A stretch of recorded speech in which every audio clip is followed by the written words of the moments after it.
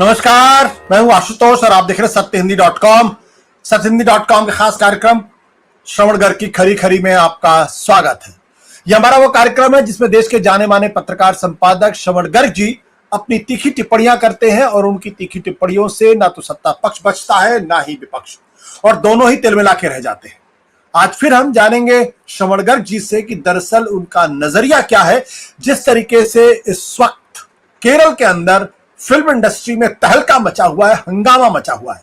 हंगामा इस बात को लेकर है क्योंकि मीटू का एक आंदोलन जो बहुत पहले मुंबई फिल्म इंडस्ट्री में आया था और जिसकी वजह से बहुत सारे बड़े लोग एक्सपोज हुए थे, बदनाम हुए थे, और साथ ही साथ उनके ऊपर गंभीर आरोप लगे थे। अब उसी तरीके से हंगामा इस वक्त केरल की इंडस्ट्री में लगा हुआ है, जहां एक रिपोर्ट पब्लिक हुई है। उस रिपोर्ट के आधार पे कई बड़े बड़े फिल्म डायरेक्टर, एक्टर, प्रोड्यूसर्स, इनके ऊपर यह आरोप लगा है कि उन्होंने अपने साथ काम करने वाली जो महिला अभिनेत्रियां हैं, उनका शारीरिक शोषण करने की कोशिश की, उनका एक्सप्लॉयटेशन करने की कोशिश की और उनके साथ गलत व्यवहार किया, दुराचार करने की कोशिश की है। इस पर आज हम उनकी टिप्पणी जानेंगे। और महत्वपूर्ण बात यह है कि इतने बड़े मसले के ऊपर, जिसमें मलयालम फिल्म इंडस्ट्री के सबसे बड़े पुरुष माने जाने वाले, सबसे बड़े फिल्मकार माने जाने वाले मोहनलाल जैसे लोगों को इस्तीफा देना पड़ा है। हालांकि उनके ऊपर किसी तरीके का कोई आरोप नहीं है, लेकिन उन्होंने इस्तीफा दिया है। और उनके साथ साथ जो पूरी की पूरी एसोसिएशन थी, उसने भी इस्तीफा दे दिया है। इसलिए यह मामला बहुत महत्वपूर्ण है। लेकिन इसमें महत्वपूर्ण बात यह है कि इसमें तमाम राजनीतिक दल चुप है। भारतीय जनता पार्टी कुछ नहीं बोल रही है, कांग्रेस भी कुछ नहीं बोल रही है, लेफ्ट फ्रंट की तरफ से भी आवाजें कुछ हल्की फुल्की सी है। तो श्रवण जी से जानेंगे यह माजरा क्या है। श्रवण जी, आपका बहुत बहुत स्वागत है आपके अपने इसी खास कार्यक्रम में। जी सर। देखिए, ये जो आपने भूमिका कही, ये अपने आप में काफी कंप्लीट है। और मैं इसका जो पक्ष छूना चाहता हूँ वो ये छूना चाहता हूँ कि खबर किस चीज से बनती है। मतलब एक बड़ा सवाल ये बनता है कि जी। केरल आखिरी बार चर्चा में कब आया था हमारे लिए, या कब आएगा आखिरी बार, क्योंकि ये दक्षिण भारत कब आता है आखिरी बार हमारी चर्चा में, कब आया था। कोई हमको ध्यान हो कि तमिलनाडु के बारे में उत्तर भारत में, या हम लोगों ने मीडिया में, या मीडिया के दंगलों में, या गोदी मीडिया में केरल के बारे में, तमिलनाडु के बारे में आखिरी बार चर्चा क्या हुई थी या क्या बहस हुई थी। जैसे हम ध्यान करें तो वायनाड में अभी जो तबाही हुई उसको लेकर राहुल गांधी वहां गए, और उन्होंने उसको एक मुद्दा बनाया, तो लोगों को ध्यान में आया कि वहां बहुत तबाही हुई है। जी। और वो वायनाड के जरिए थोड़ा सा केरल छूने की लोगों को ने कोशिश की। उसके पहले लोगों को पता चला कि राहुल वायनाड से चुनाव जीत रहे हैं कि नहीं। लोगों की रुचि वायनाड में थी, केरल में नहीं थी। उसके भी पहले थोड़ा चलें तो वहाँ जो कोविड आया था, वो उसको लेकर किस तरह की हैंडलिंग हुई, किस तरह के केसेस हुए। और उसके भी पहले चलें तो फ्लड्स वहाँ बहुत जबरदस्त आए थे, जिसको केरल के लोगों ने कैसे निपटा। तो कुछ ऐसा होना चाहिए, कुछ इस तरह का होना चाहिए, जो क्या होना चाहिए, जो दक्षिण भारत की चीज को उत्तर भारत की आत्माओं में को झकझोर सके, या उसमें कुछ उथल पुथल मचा सके, या उनके दिलों को छू सके। केरल में जो इस समय चल रहा है उसका बड़ा संबंध महिला उत्पीड़न से है, मतलब महिलाओं के सेक्सुअल एक्सप्लॉयटेशन से है। जी। और उसमें बड़े बड़े लोगों का इन्वॉल्वमेंट है। मतलब जो नाम आए हैं, 17 लोगों के खिलाफ जो रजिस्टर्ड कंप्लेंट हुई हैं, उसमें 10 बड़े बड़े नाम हैं। पर हम देख रहे हैं कि, और ये तमाम जो खबरें हैं, केरल की जो खबरें हैं, उसमें यौन शोषण का मामला है, मुख्यतः यौन शोषण का। और यौन शोषण इसलिए कि अगर फिल्मों में काम चाहिए, और फिल्मों में भूमिका चाहिए, फिल्म इंडस्ट्री में रोजगार चाहिए, हम्म। तो आपको सेक्सुअली सरेंडर करना पड़ेगा, और अगर आप हम्म। नहीं करेंगे तो आपको काम नहीं मिलेगा। हम्म। पर हमारे यहाँ चर्चा में क्या है कि मतलब केरल में इतनी बड़ी फिल्म इंडस्ट्री है, केरल ने इतने बड़े बड़े फिल्में दी हैं, अंतर्राष्ट्रीय स्तर की फिल्में दी हैं, इतने बड़े बड़े डायरेक्टर दिए हैं, म्यूजिशियंस दिए हैं, और मतलब ऐसी फिल्में दी हैं जिनको नेशनल अवार्ड्स मिले हैं और विदेशों में हम्म। जिनकी ख्याति हुई है। पर हमारे यहाँ चर्चा में क्या है, हमारे यहाँ चर्चा में कलकत्ता का एक केस है, हम्म। और वो उस केस में अ, वामपंथी भी शामिल हैं ममता बनर्जी के खिलाफ। जी। और उस केस में जो एक मेडिकल छात्रा का है, उसमें बीजेपी भी शामिल है, और राहुल गांधी ने भी उसके खिलाफ ट्वीट किया। हम इस बंगाल के केस को अंडरमाइन नहीं करना चाहते, या उसको कम करके नहीं आंकना चाहते हैं, या हम ये जो बदलापुर का कार्यक्रम है, बदलापुर का जो इंसिडेंट है महाराष्ट्र का, उसको भी कम करके नहीं आंकना चाहते। पर हम ये देख जानना चाहते हैं कि जब तक कोई पॉलिटिकल माइलेज नहीं हो किसी चीज में, तो क्या वो कोई मुद्दा नहीं बनेगा क्या? तो उसको राष्ट्रीय दल या मीडिया या मेन स्ट्रीम का मीडिया या जो हम्म। यूट्यूब मीडिया है या इंटेलेक्चुअल्स हैं, वो अपनी बातचीत में उसको नहीं लाएंगे क्या उत्तर भारत में? तो फिर जो जिस देश की बात करते हैं, जिस इंटीग्रेशन की बात करते हैं, समूचे भारत राष्ट्र की बात करते हैं, वो भारत राष्ट्र आखिर है कहाँ? हम्म। यानी केरल में जैसा, मतलब जहाँ लिटरेसी, संपूर्ण लिटरेसी सालों साल पहले आ गई, पहला राज्य था जो 100% जिसको कह सकते हैं कि लिटरेट हो गया था, और जो जिसने बड़े बड़े साइंटिस्ट दिए हैं, म्यूजिशियंस, पेंटर्स दिए हैं, रवि राजा जैसे चीजें दिए हैं, पेंटर्स दिए हैं, वो राजा रवि जैसे, और तमाम चीजें दी है।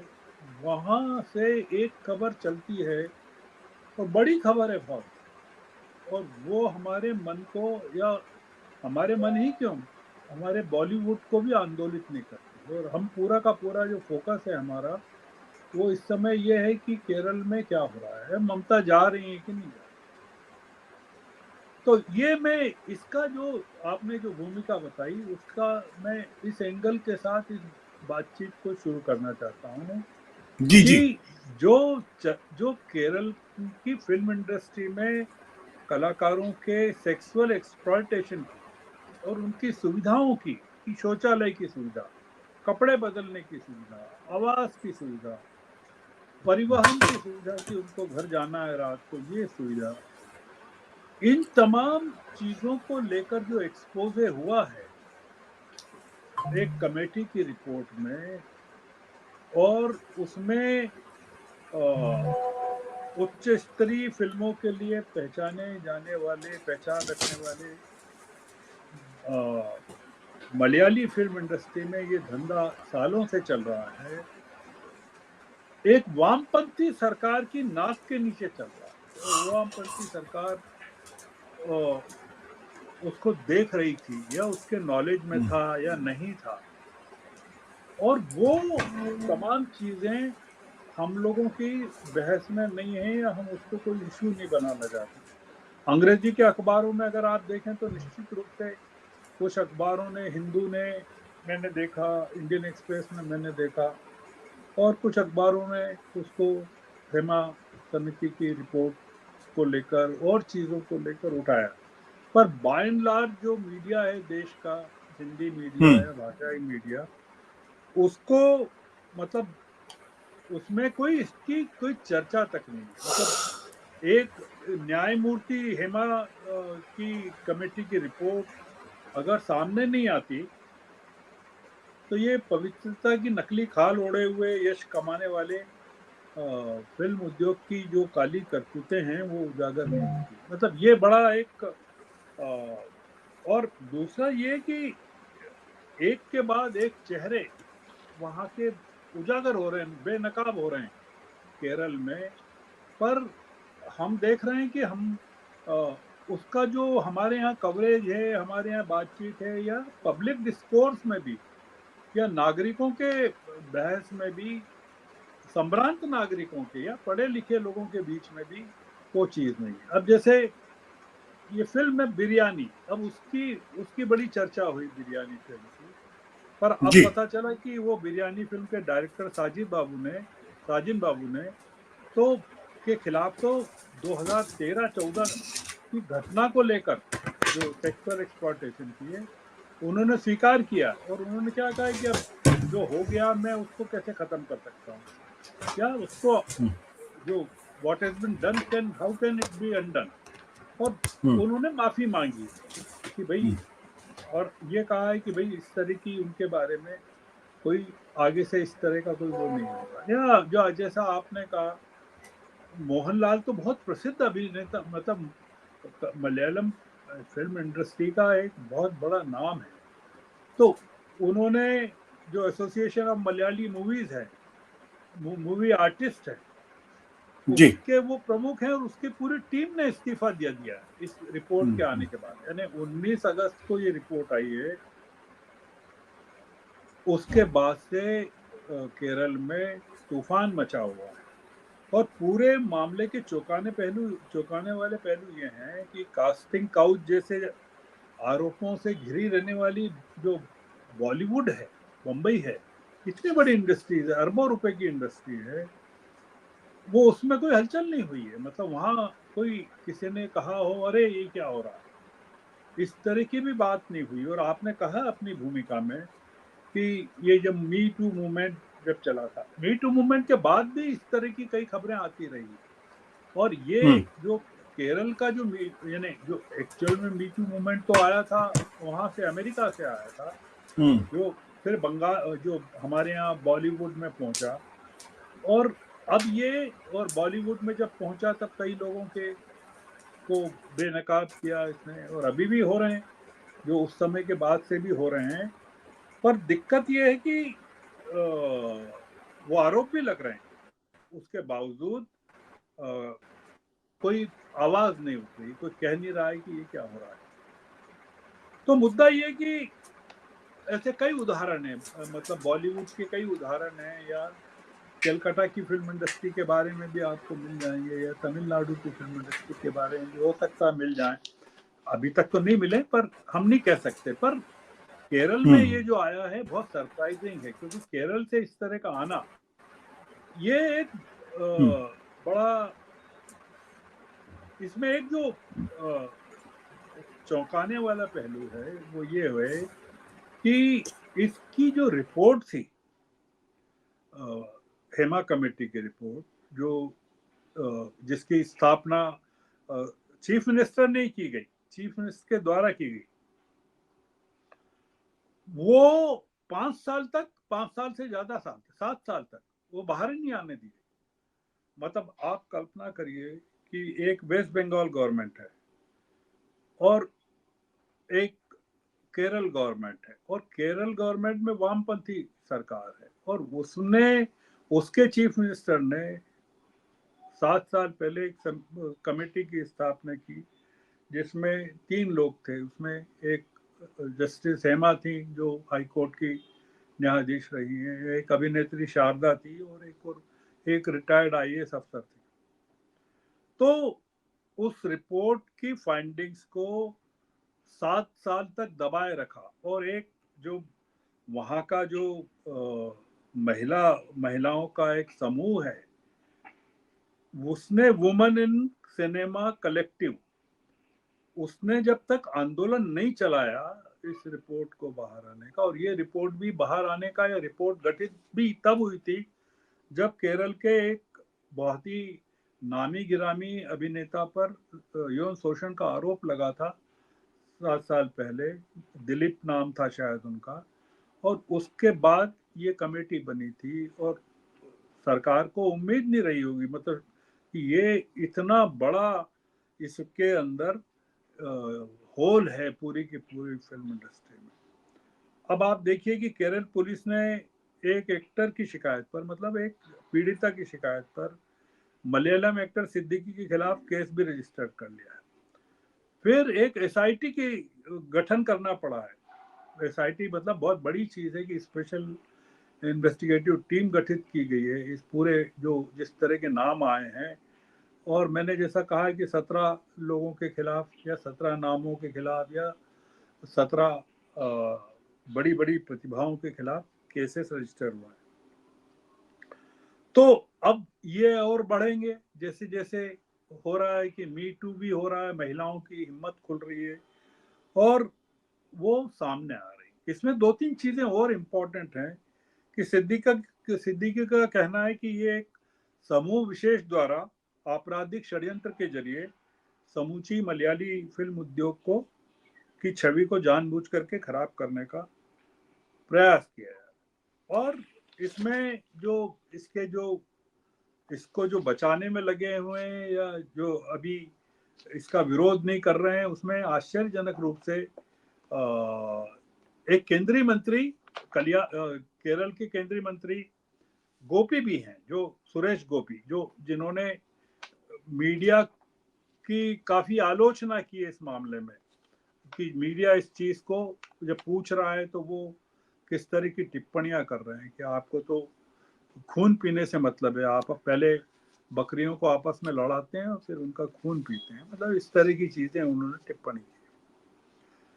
अब ये जो पूरा मामला है कि ये जो कमेटी है उसने सिर्फ यही नहीं किया, उसने 3 अलग अलग क्षेत्रों में और जो फिल्मी हस्तियों द्वारा या फिल्म इंडस्ट्री में जिस तरह के शोषण होते हैं या तकलीफें होती हैं वो उसका पर्दाफाश किया। अब एक जो चीज मैंने आपसे कही कि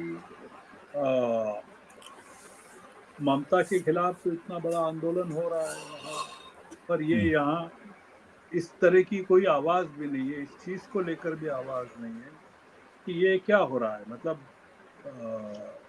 जिसमें यौन शोषण को की स्वीकृति को एक फिल्म उद्योग में एक पास की कि भाई हाँ ये आप तैयार हो गए हैं तो आपको काम दिया जाए। एक शक्तिशाली समूह काम कर रहा है वहाँ और महिलाओं की किसी समस्या को कोई एड्रेस नहीं करना चाहता है। दूसरा एक बड़ा मुद्दा है कि जो दक्षिणपंथी उपद्रवी जो हैं, जिनको हम मानते हैं कि दक्षिणपंथी हैं।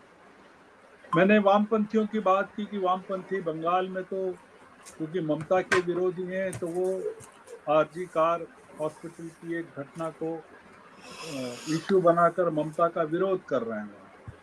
पर अब उनके ही राज्य में ये जो घटनाएं हो रही हैं लेफ्टिस्ट, वो उस पर चुप्पी साधे बैठे हैं, वो कुछ नहीं कर रहे हैं। एसआईटी का गठन कर दिया।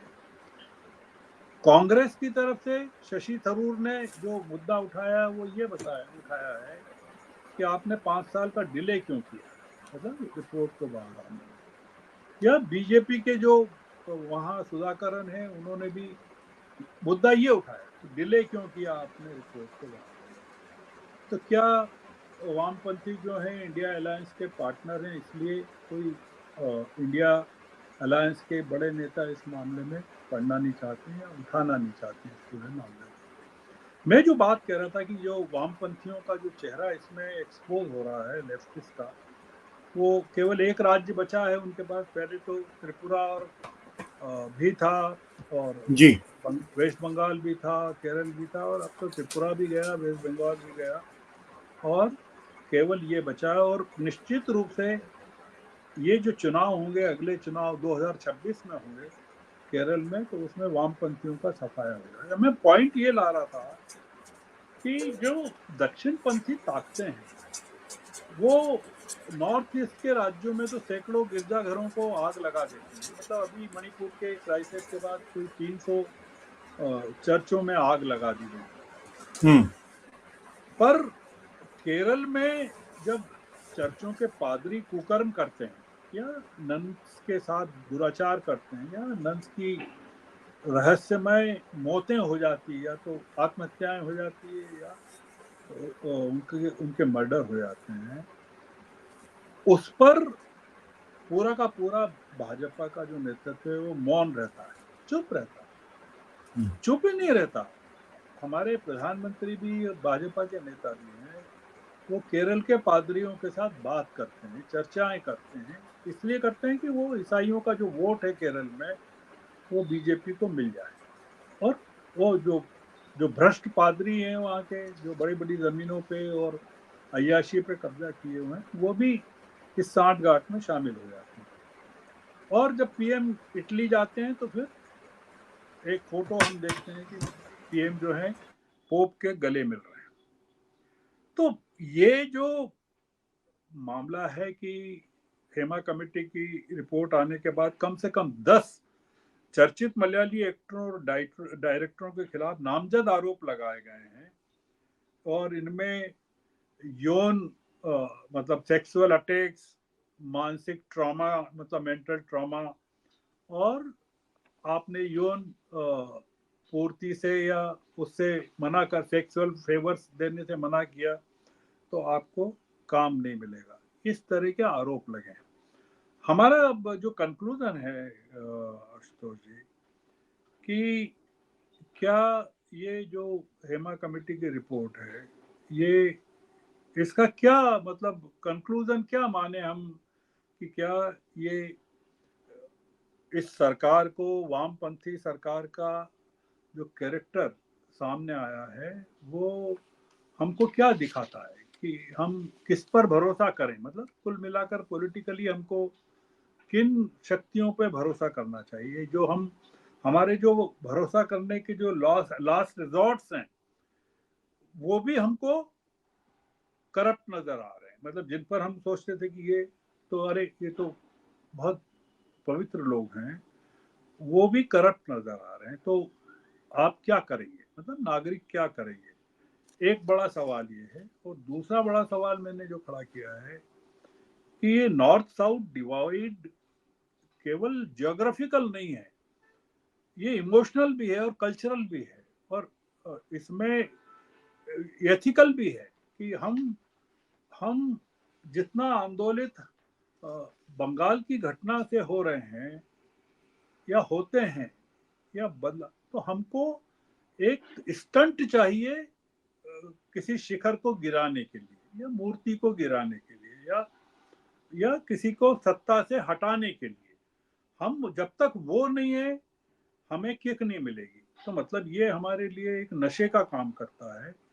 मतलब हम इस तरह के महिलाओं के प्रति अत्याचार को भी राजनीतिक नजरिए से देखते हैं कि उसके जरिए सत्ता प्राप्त की जा सकती है कि नहीं, तत्काल रूप से। और फिर पॉलिटिकल डिसीजंस और मीडिया के डिसीजंस भी उसी से संचालित होते हैं कि भाई मीडिया भी उस पर तभी बहस करेगा जब उसमें कोई बड़ा सिर उसकी चपेट में आएगा या कोई बड़ी सत्ता से चपेट में आएगी।